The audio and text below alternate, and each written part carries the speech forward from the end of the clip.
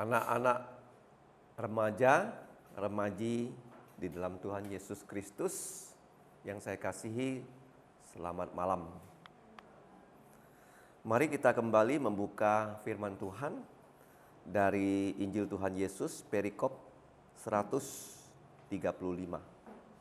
Perumpamaan tentang tamu pesta. Perikop 135. 135. Kalau sudah ketemu, kita baca ya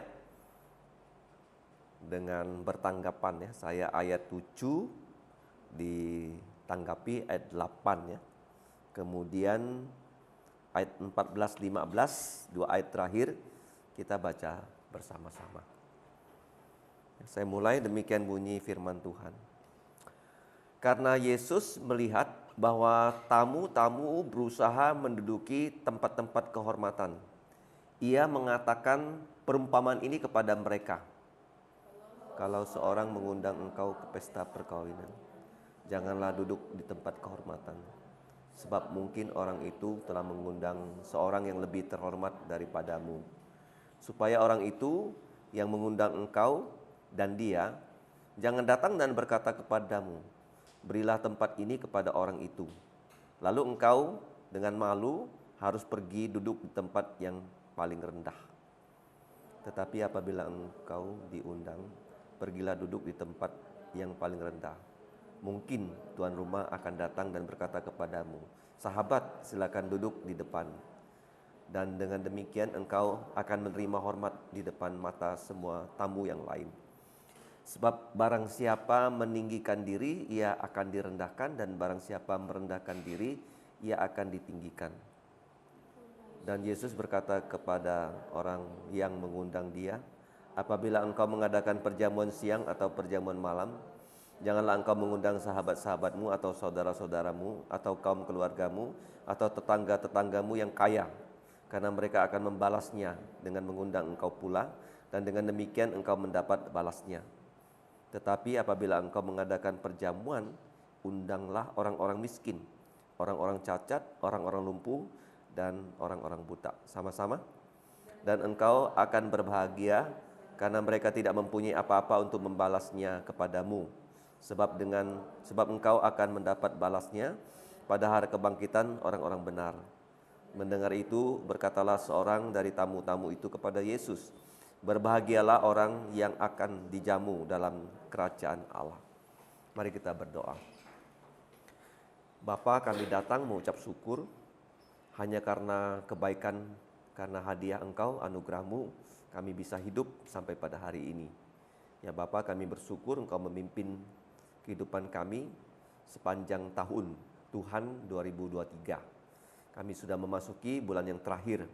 Kami menyerahkan kembali hidup kami, terutama kami sekarang mau belajar firman-Mu. Mohon Engkau menolong kami agar kami dapat mencintai Engkau melalui firman-Mu. Berikanlah kami pengertian dengan kuasa Roh Kudus, buat kami dapat mengerti dan dapat juga melakukan dan mewartakan firman-Mu. Demikianlah doa kami Bapa, dalam nama Tuhan Yesus kami mengucap syukur dan berdoa. Amin. Nah, kalian tahu nggak mengapa di dunia ini ada yang namanya pesta? Pesta itu pasti namanya pesta perjamuan makan, betul nggak? Ada pesta namanya ulang tahun, ada pesta yang namanya pernikahan, dan sebagainya. Jadi dalam pesta itu ada diberikan ya kepada tamu-tamu tempat ya untuk mereka duduk. Tapi jangan lupa juga ya, pesta itu juga memberikan ya makanan ya kepada orang yang diundang. Nah, pada satu saat Tuhan Yesus itu diundang ya bersama-sama murid-muridnya ke satu pesta. Tetapi Yesus ya, dia melihat ada satu hal yang terjadi di depan mata dia. Apa itu tadi? Orang-orang berebut ya duduk di tempat-tempat yang utama. Ya, tempat-tempat yang terhormat. Jadi mereka seperti itu. Nah, kamu tahu nggak Tuhan Yesus ya, kalau dia melihat sesuatu ya tidak baik, dia pasti tidak tinggal diam. Itu Tuhan Yesus ya. Dia pasti apa? Tidak tinggal diam ya. Kenapa? Karena dia harus membetulkan apa yang tidak baik ya, supaya menjadi baik. Ya, kalau misalnya saya lihat ada yang tidak baik, saya tinggal diam. Kira-kira saya orang baik atau orang jahat? Orang yang tak baik. Contohnya begini ya, kalau saya sedang di jalan, saya melihat di depan saya ada seorang ibu, dia naik sepeda motor, menggonceng anaknya, tapi standarnya masih belum dinaikkan. Berbahaya nggak untuk dia? Berbahaya kan? Kalau dia belok, ya standarnya kena tanah, bagaimana? Mereka akan terjatuh. Nah, jadi saya ya sebagai anak Tuhan, saya punya kewajiban loh, ya cepat ya menyalip ibu ini dan kasih tahu, Bu, ya motor kamu standarnya belum dibetulin ya. Jadi kalau teruskan berjalan berbahaya. Nah, pasti ibu ini merasa berterima kasih ya karena diberitahu apa yang salah dalam motornya. Nah, kamu lihat di sini waktu Yesus diundang dalam pesta, apa yang terjadi? Mereka semua rebutan, apa? Rebutan duduk di tempat yang istimewa. Ya. Jadi Yesus ketika melihat hal seperti itu, dia mengajar kepada mereka dengan perumpamaan. Nah, sekarang saya bertanya pada kalian, apa itu perumpamaan? Di Alkitab ini banyak dikatakan tentang perumpamaan. Ada 40 perumpamaan. Ada berapa? Dari Injil Matius sampai Injil Yohanes ada berapa perumpamaan? Ada tidak kurang dari 40. Apa itu perumpamaan? Perumpamaan itu cerita bumi. Ulangi, 1, 2, 3. Cerita bumi yang bermakna rohani. Ya, dengar Bapak ya, cerita apa? Cerita bumi yang punya makna sorgawi. Nah, kenapa Yesus mengajar dengan perumpamaan? Nah, zaman dulu belum ada TV. Zaman dulu belum ada bioskop. Orang banyak ya mendengarkan cerita. Ya, saya masih ingat waktu saya kecil ya. Ayah saya kadang-kadang bercerita sama saya. Dan cerita-cerita yang ayah saya ceritakan pada saya, wah berapa puluh tahun yang lalu masih saya ketahui. Contohnya, kamu tahu nggak cerita zaman dulu? Pelanduk bertanding melawan kura-kura, lomba lari. Ya kan? Apa yang terjadi? Pelanduknya sombong, dia tidak langsung lari, tapi dia tidur. Nah, sedangkan kura-kura, dia langsung lari. Akhirnya siapa yang menang? Pelanduk atau kura-kura? Kura-kura yang menang karena pelanduknya sombong. Dia tertidur dan waktu dia terbangun, ya kura-kuranya sudah mencapai garis akhir. Nah, itu namanya cerita ya. Cerita kalau kita dengar, biasanya kita tidak melupakan. Nah, Yesus sekarang dia bercerita begini. Nah, kalau ada orang mengundang kamu ke pesta, ya kamu jangan duduk di tempat yang terhormat.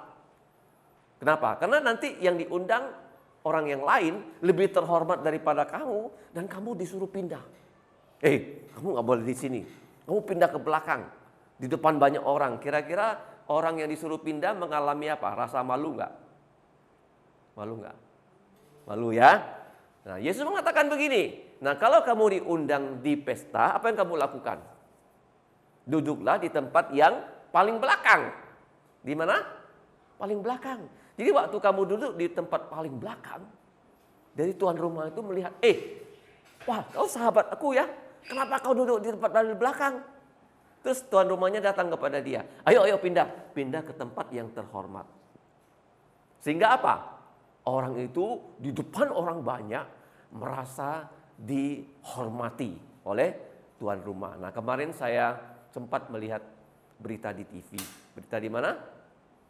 Nah, apa yang terjadi ya? Jadi pada saat pelantikan ya Kepala Staf Angkatan Darat, ya namanya Jenderal Maruli Simanjuntak, ya dia dari Pangkostrat diangkat menjadi Kepala Staf Angkatan Darat. Jadi mertuanya itu sedang sakit.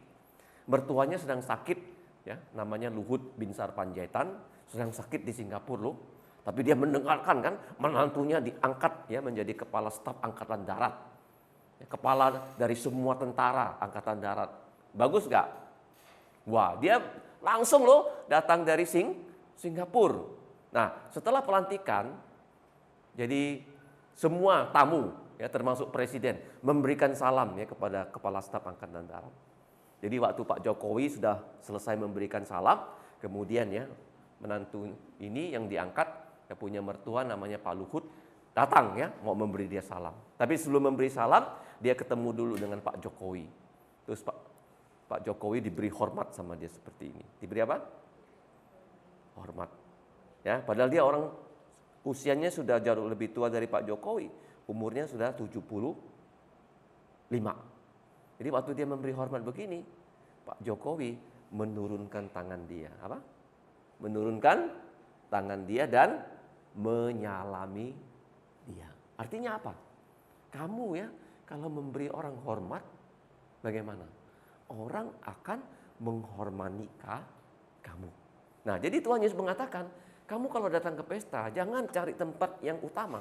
Kamu pergi ya, mencari tempat yang tidak utama ya, supaya nanti ya kalau orang itu ya melihat kamu, dia akan bagaimana? Tidak segan-segan mengatakan, kawan, ya, kamu pindahlah ke tempat yang bagaimana? Yang terhormat. Jadi dia di antara orang banyak, dia merasa terhormat. Jadi pelajarannya itu merupakan pelajaran dalam perjanjian lama. Ya, ayat 11, coba baca. Ayat 11. Hafalkan ya, 1, 2, 3. Sebab barang siapa meninggikan diri, ia akan direndahkan, dan barang siapa merendahkan diri, ia akan ditinggikan. Ayo, saya kasih kalian waktu selama beberapa menit untuk menghafalnya ayat 11. Ya. Satu-satu ya, akan dites ya. Ayat 11. Sebab barang siapa meninggikan diri, ia akan direndahkan, dan barang siapa merendahkan diri, ia akan ditinggikan. Ini hukum yang Tuhan berikan kepada kita. Kalau kita menyombongkan diri, kita akan direndahkan. Kalau kita merendahkan diri, kita akan ditinggikan. Yang meninggikan kita siapa? Tuhan sendiri. Hafalkan ya. Sebab barang siapa yang meninggikan diri, ia akan direndahkan. Dan barang siapa merendahkan diri, ia akan ditinggikan. Siapa sudah hafal? Ayo, coba. Silakan. Sebab barang siapa yang meninggikan diri, dia akan direndahkan. Tetapi jika barang siapa yang merendahkan diri, dia akan ditinggikan. Dia akan ditinggikan. Bagus ya. Oke. 1, 2, 3, jangan lihat. Barang siapa meninggikan diri, ia akan direndahkan, dan barang siapa yang merendahkan diri, ia akan ditinggikan. Nah, kalian lihat ya, itu ada 2 kalimat ya. Kalimat yang pertama, barang siapa meninggikan diri, ia akan direndahkan. Kalimat kedua, barang siapa merendahkan diri, ia akan ditinggikan. Nah, kata sambungnya yang tadi kita baca pakai dan. Sebenarnya terjemahan yang lebih pas bukan dan, tetapi ya. Coba diganti ya. 1, 2, 3, kata dan diganti dengan tetapi. Sebab barang siapa meninggikan diri, ia akan direndahkan, tetapi barang siapa merendahkan diri, ia akan ditinggikan. Kenapa dipakai kata tetapi? Karena kalimat 1 dengan kalimat 2 bertolak belakang. Kalimat 1 apa? Kalimat 2 bertolak belakang. Itu namanya syair orang Israel.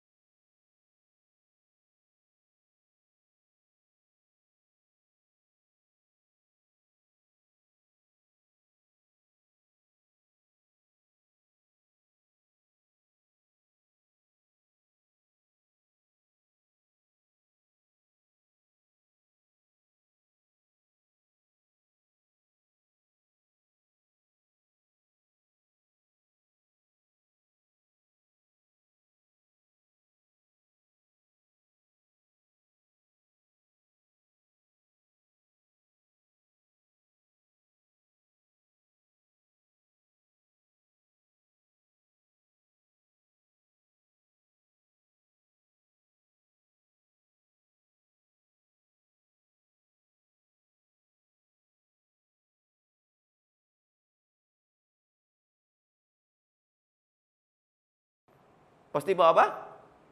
Pedang kan, tombak kan, tapi Daud bawa apa? Bawa apa? Kenapa gembala punya tongkat? Mengapa? Karena kalau domba, dia sering lari kan, itu dikait begini, kau jangan lari, kau jangan nakal. Kira-kira begitu ya. Jadi Goliat bilang, kau ini ya, emangnya aku ini anjing. Kau mau lawan aku dengan tongkat. Dia sumpahin loh, Allahnya Daud. Dia kutuk itu Allahnya Daud. Ya, dia sumpah serapah. Kamu tahu nggak apa bedanya orang percaya dan tidak percaya? Kalau orang tak percaya, mulutnya kotor. Mulutnya apa? Kalau orang percaya, ayo, mulutnya keluar dari mulut kita firman Tuhan, nyanyian, ya, bukan kata-kata kotor. Jadi Daud, ya, akhirnya bagaimana?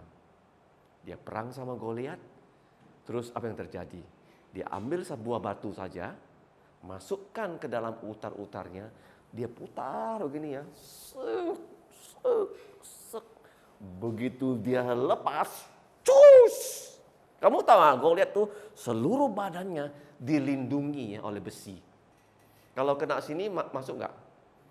Karena ada besi, pum, mempal. Tapi kamu tahu nggak, ada tempat yang tidak dilindungi. Di mana itu? Di jidatnya ini. Di mana? Persis batunya masuk ke mana? Masuk ke sini, itu seperti peluru. Masuk ke dalam kepalanya Goliat. Langsung dia jatuh. Begitu dia jatuh, apa yang terjadi? Daud kan nggak bawa pedang, Daud nggak bawa tombak. Gimana caranya? Dia ambil pedangnya Goliat yang besar, dia pancung kepala Goliat. Dia apa? Pancung. Hingga Goliat dikalahkan oleh raja siapa? Daud. Daud bilang apa? Aku datang dalam nama Tuhan untuk mengalahkan kamu. Aku datang apa? Dalam nama Tuhan.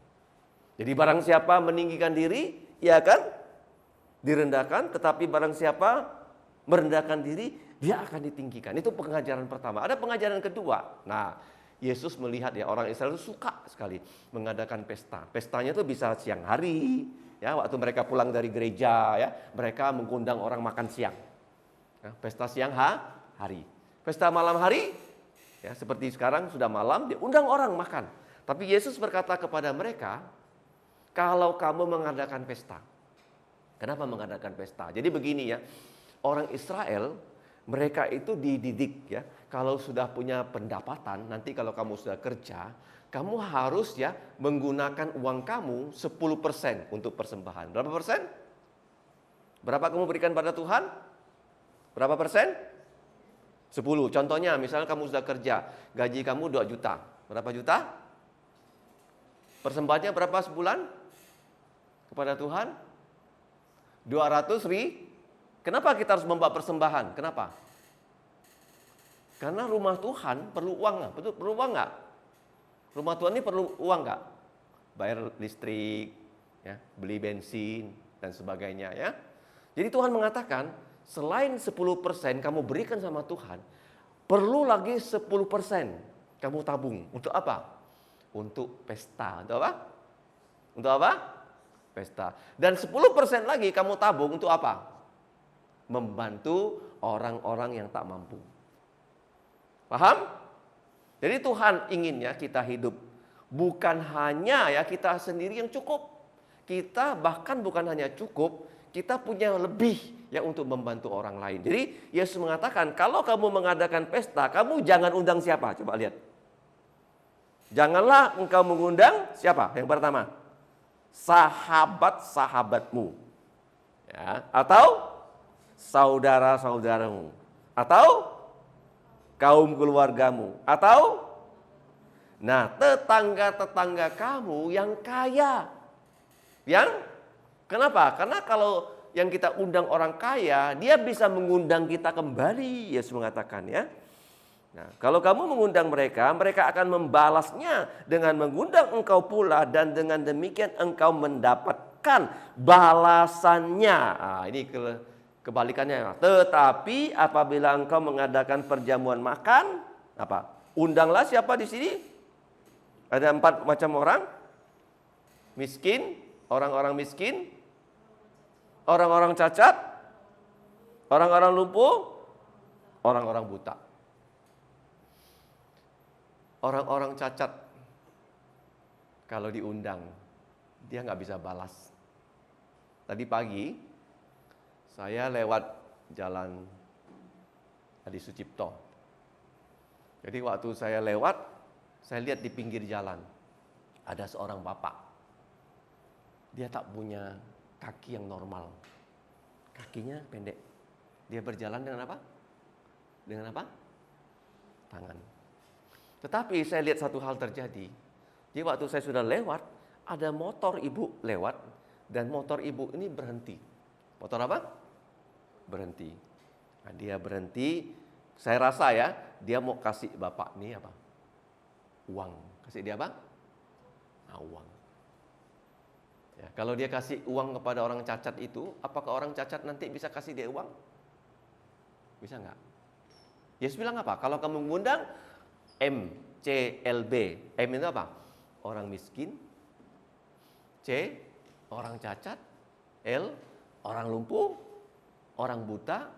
Mereka nggak bisa membalasnya. Kalau orang tidak bisa membalas kamu, siapa yang membalas kamu? Siapa? Siapa? Tuhan mengatakan apa?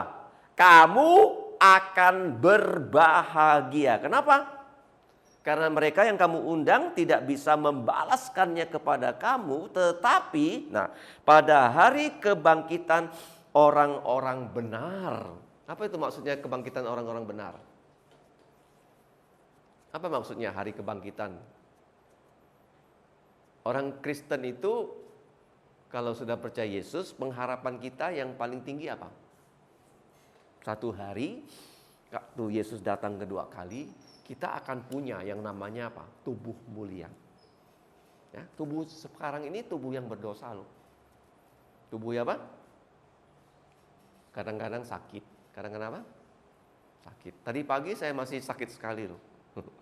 Saya hanya karena anugerah Tuhan ya, sore hari ini bisa ngajar bahasa Inggris, ya bisa kebaktian CMC, nanti kebaktian doa. Paham ya? Sakit sekali. Ya, flu. Ya, sekarang kan ada di Singapura dan di Malaysia, COVID itu muncul lagi ya. Nah, tapi tidak separah dulu ya, karena kita sudah divaksin ya. Oke. Nah, Tuhan Yesus mengatakan pada saat kebangkitan orang benar, jadi waktu Yesus datang kedua kali, Yesus datang di angkasa. Dia tidak langsung ke bumi. Jadi apa yang Yesus lakukan? Orang yang mati dalam Tuhan Yesus, yang percaya Yesus, disuruh bangkit. Punya tubuh mulia. Maksudnya begini ya, kalau orang itu percaya Yesus, disuruh bangkit, dia akan memiliki tubuh yang tidak seperti waktu dia mati. Seperti ibu saya ya, waktu ibu saya itu dipanggil pulang ke sorga tahun 2021, umurnya itu 88. Sudah tua sekali ya. Di antara kalian pasti ada yang kenal dia. Kalau dia ke gereja, dia pasti naik kursi roda. Ya kadang-kadang kalau kebaktiannya terlalu lama, apa yang terjadi? Dia ngompol loh dalam gereja. Dia apa? Ngompol. Tapi dia tidak pernah tidak datang gereja. Ya, apakah waktu dia disuruh bangkit dari kematian masih tua seperti itu? Lumpuh? Tidak. Dikasih apa? Tubuh? Tubuh mulia seperti apa? Umurnya berapa? Seperti umurnya Yesus yang bangkit dari kematian. Umur berapa? 33,5 tahun. Nah kan? Kalau kamu ya dan saya, sekarang Yesus datang di angkasa. Dia akan kasih kita tubuh mulia loh. Kamu jadi dewasa, saya jadi muda. Kamu jadi apa? Jadi apa? Dewasa, saya jadi muda. Ya, dengan tubuh mulia itu apa yang terjadi? Kita tubuh ini tidak akan lapar lagi, tapi bisa makan. Tidak akan lapar tapi bisa makan. Kenapa? Karena untuk senang. Ya, tubuh yang mulia itu tidak perlu lagi ya kita naik motor. Kalau kita mau pergi ke satu tempat, tinggal teng sampai situ, teng sampai situ. Nggak dibatasi oleh ruang. Mau nggak punya tubuh mulia? Ya, saya tanya kamu terakhir sakit kapan? Masih ingat nggak? Berapa lama yang lalu? Siapa yang terakhir mengalami sakit di sini? Ada? Berapa lama yang lalu? Enggak ya? Kalau masih muda sih jarang sakit ya, tapi kalau kita udah berumur ya, seringkali kita badannya lemah. Ya, tahu? Nah, tapi Yesus mengatakan pada saat kebangkitan orang-orang benar, kamu akan mendapatkan balasannya. Apa balasannya? Siapa yang membalas kita kalau kita sekarang berbuat baik? Siapa?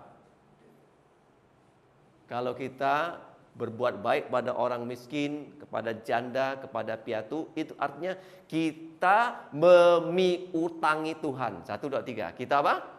Memiutangi Tuhan. Siapa yang balas?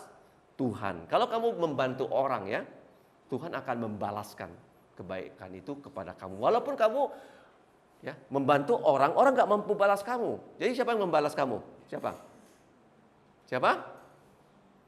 Tuhan. Ya, jadi kalau kita lihat di sini, setelah Yesus mengajar begitu, ada seorang di antara mereka yang mengeluarkan kata-kata yang indah. Coba kita baca di situ ya, sebagai ayat hafalan kita yang terakhir. Berbahagialah orang yang akan dijamu dalam kerajaan Allah. Hafalkan 1, 2, 3. Berbahagialah orang yang akan dijamu dalam kerajaan Allah. Nah, kamu tahu nggak? Di dunia ini tidak ada nama kerajaan yang disebut kerajaan Allah kecuali di Alkitab. Kenapa disebut kerajaan Allah? Karena rajanya adalah Yesus. Rajanya siapa? Tuhan Yesus. Itu yang pertama ya. Atau kerajaan sorga. Kenapa disebut kerajaan sorga? Karena dunia ini akan dibuat sama dengan surga. Sama dengan apa? Kenapa dunia ini sekarang tidak baik untuk kita hidup? Ada gunung meletus ya, ada banjir. Siapa yang kemarin kena banjir? Kena ya, ada banjir ya, ada demam berdarah ya. Karena dunia ini dunia yang sudah jatuh dalam dosa, dunia yang sudah dikutuk Tuhan. Tapi satu saat Tuhan akan membuat langit baru, bumi baru, Yerusalem baru. Itu adalah langit bumi, Yerusalem baru sama dengan surga, karena Yerusalem baru dikatakan Yerusalem yang turun dari surga. Turun dari apa? Surga. Di surga tidak ada orang sakit, tidak ada air mata, tidak ada kesusahan. Di mana? Surga. Kalau kita percaya Yesus. Pertanyaannya, sudah belum kamu sungguh-sungguh percaya Yesus? Berbahagialah orang yang akan dijamu di dalam kerajaan sorga. Jadi waktu Yesus datang kedua kali, kamu tahu nggak? Ada pesta yang dihadiri oleh berjuta-juta orang. Tidak ada tempat di dunia ini yang bisa menampungnya. Kamu tahu ya? Kalau di katakanlah ya di Indonesia, kemungkinan tempat yang paling besar itu apa? Sehingga orang bisa datang ratusan ribu. Namanya apa? Stadion sepak bola kan? Betul nggak? Ya, kalau lebih dari 100 ribu bisa nggak? Nggak ada tempat, nggak ada apa? Nggak ada tempat. Di mana pesta itu bisa berlangsung? Orangnya jutaan. Di mana? Di surga. Di mana? Di surga. Siapa yang akan menjamu kita? Tuhan Yesus. Tuhan Yesus. Sekarang pertanyaannya, sudahkah kamu sungguh-sungguh percaya Yesus? Ya, harus ya. Kalau sudah sungguh-sungguh percaya Yesus, kita bisa diundang, dijamu dalam kerajaan Allah atau kerajaan sorga. Dan pada saat itu ya kita datang bukan lagi ya dengan tubuh yang fana seperti ini, yang sakit ya, yang lemah, yang tak begitu pintar ya. Tapi kita nanti punya tubuh mulia yang sempurna, yang apa? Yang sempurna. Enggak ada lagi orang perlu pakai apa? Kacamata. Ini namanya cacat kan matanya kan, baru pakai apa? Nah, di sana nggak ada lagi ya. Jadi kita betul-betul ya memiliki tubuh mulia. Yang penting tubuh mulia itu tubuh yang tidak berdosa. Pelajaran pada sore hari ini satu, kalau diundang pesta jangan duduk di tempat yang terhormat, tapi cari tempat yang paling rendah supaya tuan rumahnya tidak suruh kita pindah. Kau ini tempatnya bukan untuk kamu, pindah ke belakang, malu. Tapi kalau kita duduk di tempat yang tidak terhormat, tuan rumah bilang, kamu bukan di situ lu kawan, kamu tempat terhormat, sehingga kita mendapatkan kehormatan. Barang siapa meninggikan diri, ia akan direndahkan, tetapi barang siapa merendahkan diri, ia akan ditinggikan oleh Tuhan. Siapa orang yang ditinggikan Tuhan? Namanya Daud. Namanya apa? Daud. Walaupun disuruh ya kerja yang susah, gembala, dia nggak ngomel. Ya. Akhirnya dia diangkat jadi raja, dia mengalahkan Goliat. Yang kedua, kalau kita mengadakan pesta, undang siapa? Undang orang miskin, orang cacat, orang lumpuh, orang buta. Kenapa? Supaya mereka tidak membalas kita. Dan siapa yang membalas kita? Tuhan sendiri ya, waktu kebangkitan orang benar. Ya, jadi kalau kamu berbuat baik ya, walaupun di dunia ini orang yang kamu bantu nggak bisa membantu kamu, tapi nanti ya Tuhan pasti ya, memberkati perbuatan baik kita. Ya, berbahagialah kalau kita diundang dalam perjamuan kerajaan apa? Kerajaan Allah. Oke, kita berdoa ya. Bapa, kami datang mengucap syukur untuk pelajaran yang diberikan Tuhan Yesus. Kami mohon kiranya Roh-Mu menolong kami untuk dapat mengingat apa yang kami pelajari, sehingga kami dapat menjadi anak-anak yang lebih baik dari hari ke hari. Kami akan pulang setelah perjalanan kami. Berkatilah semua keluarga kami dalam pekerjaan orang tua dan juga seluruh keluarga kami yang masih sekolah.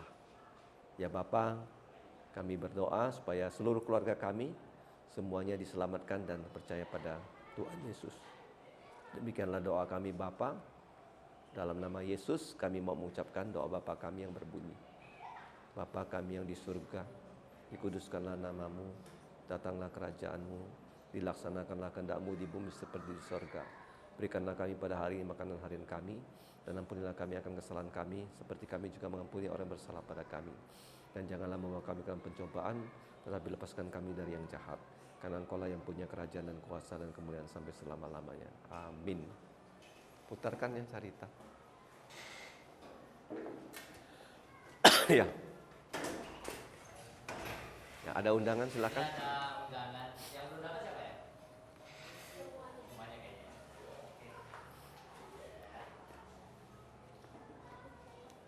Udah, tadi dia udah.